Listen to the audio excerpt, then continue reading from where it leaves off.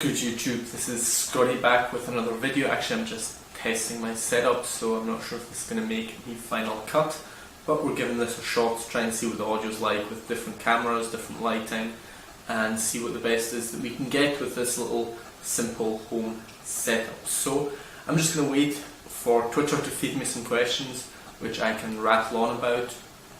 Once I have them, I will start answering your questions and then post this up. Right now I'm filming with a Pentax K30. I've got a little softbox here in the ground.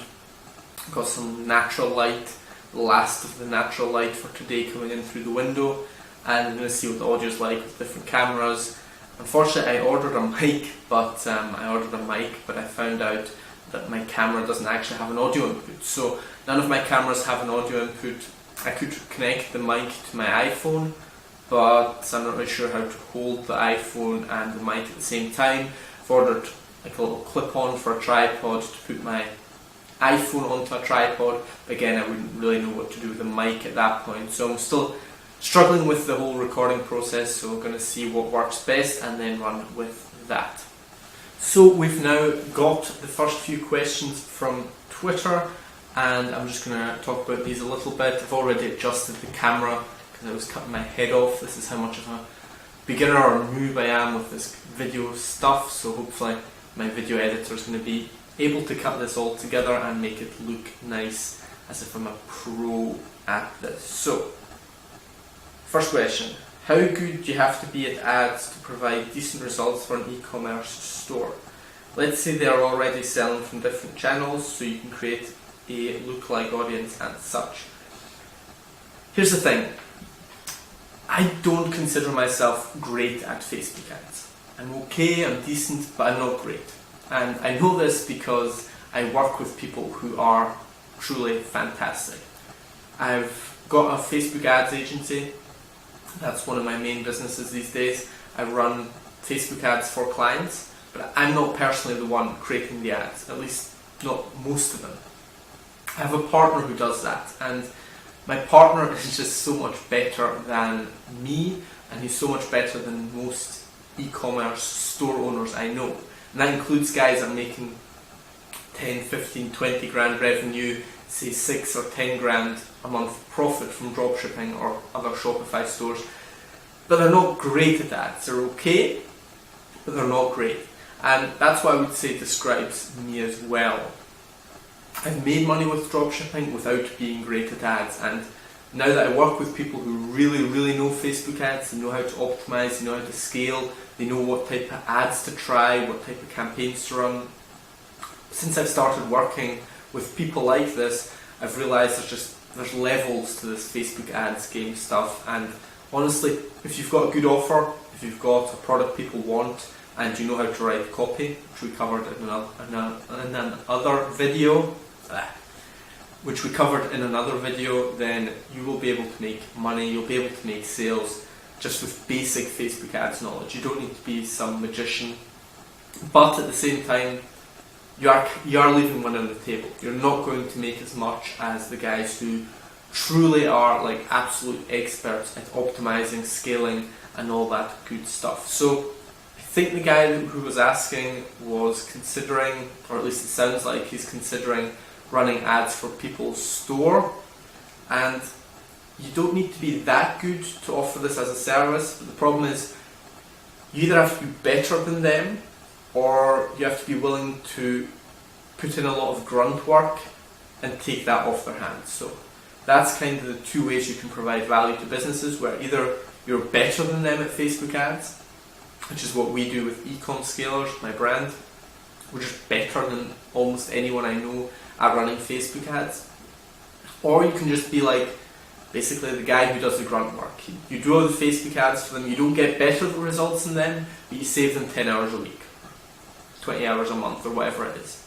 So those are kind of the two angles, the two ways you can offer value by running Facebook ads for e-com stores. So if you're considering doing that as a service, you don't need to be brilliant, but if you want to make a lot of money, and if you want to provide like a high quality service rather than just saving people time, which is fine too, you can That's a service you can provide, save people some time. I'm sure they'll be grateful. But if you want to like really work for the upper echelon clients, then you're going to want to become pretty darn good at Facebook ads.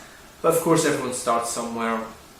The way you get really good at Facebook ads is by running Facebook ads for clients. That's really it. Either you do it for yourself or you do it for clients. You have to run a lot of Facebook ads to become good at it, and everyone starts somewhere. So if you have to run some of those ads for clients who just want to save time in the beginning, that's absolutely fine. So moving on to the next little question, we've actually just changed cameras. I've gone to a little Canon compact camera as opposed to my Pentax DSLR. See if this is any better, what the audio's like, what the video's like. Unfortunately, the lighting conditions have already kind of changed since I started recording like 15 minutes ago. So don't know how scientific this experiment of mine will be, but I'm giving it a shot anyway. So the next question we've got is, how do you drive massive amounts of traffic? Is it really just ad spend? Well, when it comes to paid traffic, sending loads of traffic doesn't really matter. The question is how many sales can you generate? How much revenue can you generate? Anyone can send traffic. I can send you cheap traffic from like spammy sites or from countries where people don't really buy. So I can send you loads of cheap traffic from Brazil or India, Bangladesh. That traffic's not going to convert much for you, so that's got no value. I honestly wouldn't worry about sending massive amounts of traffic. What you want to do is generate massive amounts of revenue and do that profitably. And the way you do that really is just by optimizing your Facebook ad campaigns and then scaling it up, spending more. The more you spend, the more ad space you buy, the more people see your ad and the more people click on your ad. So that's really what it comes down to as it relates to driving massive amounts of traffic. It's just about how much you're spending on ads. Once you've got like basics down, like your click-through rate, getting a decent CPM, but all that actually happens before you scale an ad. So if an ad's profitable, you'll get a lot of clicks because you can scale it. If an ad's not profitable, then you can't scale it, because there's no point scaling an ad where you're losing money. If you were in the position of being a fitness influencer and wanted to make the biggest impact / monetize, what would you do? I have no idea. That's not the position I'm in, so I don't really think about that. It's not really a specific question, it's not really something I can answer well for you. You have to sell a product, that's the one thing. You have to differentiate yourself in a competitive marketplace. Which isn't to say that you can't do that. You absolutely can, and many people do. You have to think about how are you going to be different to every other fitness influencer. And then you have to sell a product or service at scale that people really, really want. You may think this is impossible to do in a niche as competitive as fitness, but it's absolutely still possible, regardless of whatever guru may tell you that fitness is dead, dropshipping is dead, make money online space is dead. People have been saying this for years, it's still not true. You just need to be different. You have to find your own angle, put your own spin on things, add your own personality to your content, and then find a way to monetize by selling a product or service that people really, truly want. Is running ads for an affiliate / niche site a terrible idea? If it is a bad idea, what would you do instead? It's not that it's a bad idea, it's simply that in general it's not going to work because Facebook or Google ads, they're just strict on allowing affiliates. They don't like affiliates. Oftentimes the big affiliates who run like massive amounts of ads on these platforms, they're using sneaky little ways of hiding that they're affiliates. They're doing sneaky, illegal, borderline illegal, grey zone stuff, and that's how they're getting away with running affiliate offers directly from Facebook. What I do with my affiliate niche sites is completely different. I simply write articles, mostly reviews. I write about products, I compare products, I write overview articles where it's like best cameras for filming YouTube videos. That's not a good niche or anything, that's just an example of a type of article I'd write. And then I write that article or have someone write it for me, put it up on a site, do some simple SEO stuff, and then get it to rank in Google.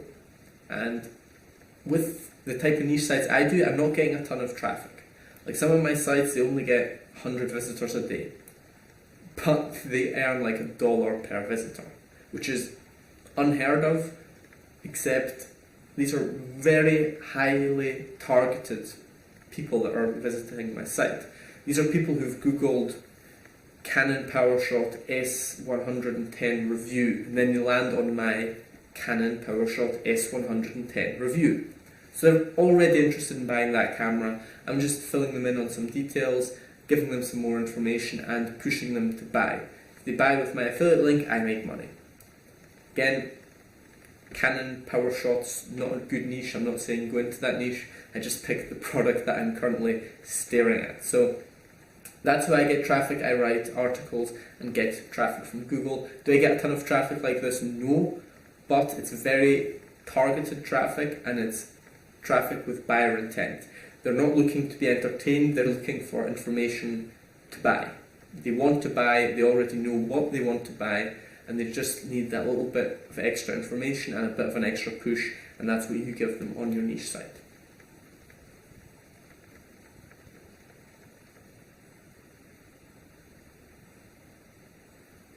Is Amazon affiliate still a good idea for a niche site? I don't think it is. I personally don't use Amazon affiliate much. I've made like $150 in my life from Amazon affiliate. That's nothing.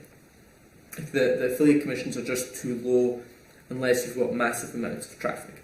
Where I see value in Amazon affiliate is if you, for example, sell books. If you've got a book yourself and you sell it on Amazon, then yeah, use your affiliate link when you link to your book, because yes, you'll get commission on people who buy, but you also get commission on everything else they buy. So the way Amazon affiliate works is, if someone clicks on my link and they buy anything that day, within I think it's 24 hours, I get a commission for that.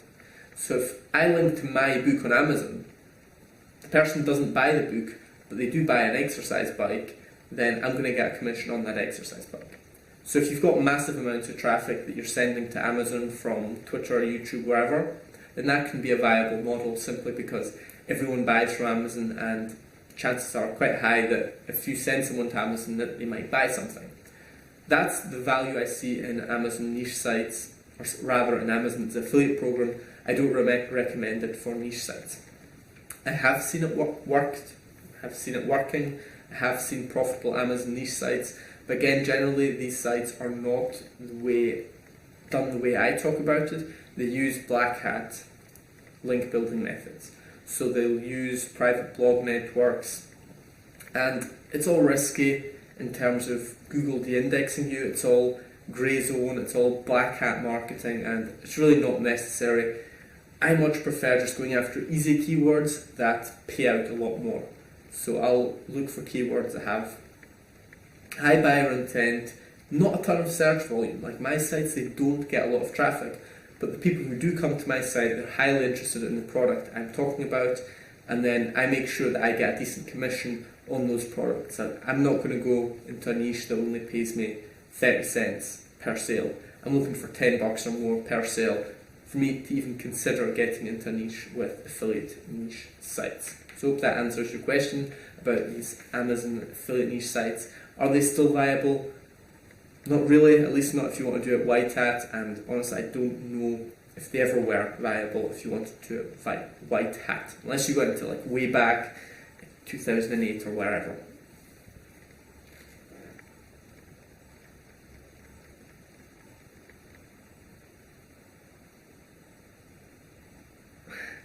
How many different streams of income do you have at this current moment? Depends what you define as a stream of income. I've got a couple of different businesses that are kind of tied to my personal brand, so it's sell courses, I also do coaching, so that's direct personal brand. Then I've got stuff like my e-com agency, which is really a separate income stream if you ask me, but it's also tied to my personal brand because that's how we get clients, that's how I've built up my network, which is now very valuable. So I don't really know my number, I don't worry about how many streams of income I have. It's great to have multiple streams of income, but I'm not one to believe in the theory that you need multiple. I had that idea for a long time when I was building niche sites. I always thought that was a great pro. I've got these different sites that are not connected to each other. But I found the way it works is you may have 5 different income streams if you're someone who believes in this idea that you need multiple streams of income. But almost inevitably, it happens, or it ends up happening, that 1, maybe 2 of those streams are like 80% of your total income. And at that point, if you're making, say, 10 grand a month and 2 streams combine for 9 grand and the other 3 streams are 1 grand, then what's the value of having those different streams of income? Because if the big 1 or 2 go away, you're already screwed.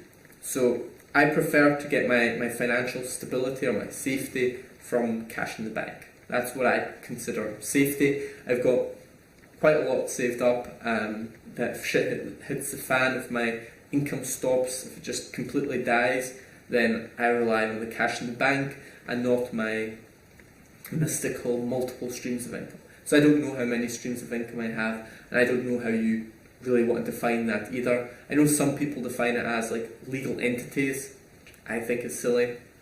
And then there's people who say like every product's a different stream of income, which again I think is silly.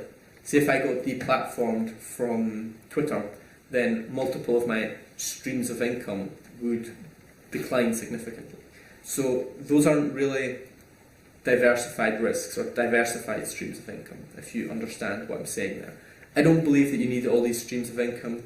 I believe far more in having cash savings, cash reserves to take you through the hard times if they ever happen to arise. Here's a funny one. Were you faking that accent on your videos, or is that real? My accent is real, I think. As real as an accent can be. I've got a Scottish accent, if you haven't noticed.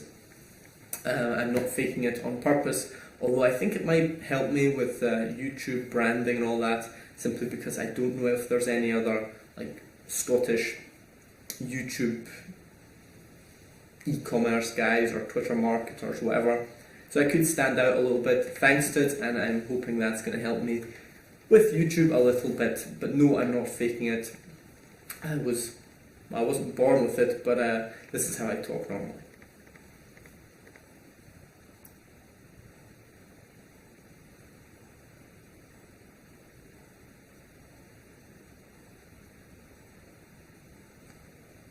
For a beginner like me who has just a passion for copywriting, how do I get started? Check out the video I made yesterday, don't know when I'm going to post it, but I just recently made a video and that's going to go up before this video. Check that out if you want to see how to get into copywriting. I explained it all there, and I actually explained it in a thread on Twitter as well, so if you haven't seen either of those things, then you're probably not going to be watching this video at like the 15-minute point or wherever we are now, so that's that.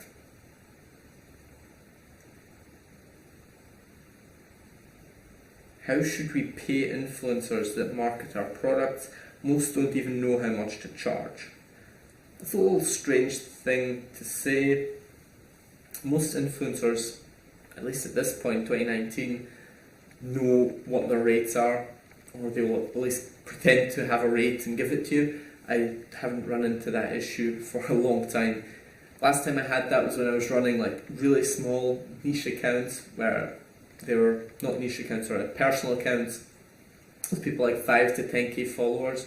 Don't know if you'd want to call that like micro influencers or whatever, but they sort of were unsure what to charge, and oftentimes they would take pictures with my products and post them just for free if I sent them something for free. So that's my only real experience with influencers who don't know how much to charge. Otherwise they tend to have a rate, so not really sure what this guy's on about there. This is probably confusing as hell to someone who doesn't follow my content, since we're jumping from business model to business model here with no real explanations, but hopefully at least for my loyal followers or email readers or Twitter followers, whatever, this makes some sense and you learn something from this little video, which honestly is just a test of my camera before I go off on this big trip. I want to make sure I've got the right camera with me to record some cool content there. So that's about all the decent questions we've got. I'm going to end this here. Thank you very much for watching, listening, whatever you're doing, wherever you are. If you're on YouTube, if I happen to post this on YouTube, please do give this a like and subscribe to the channel for more content like this.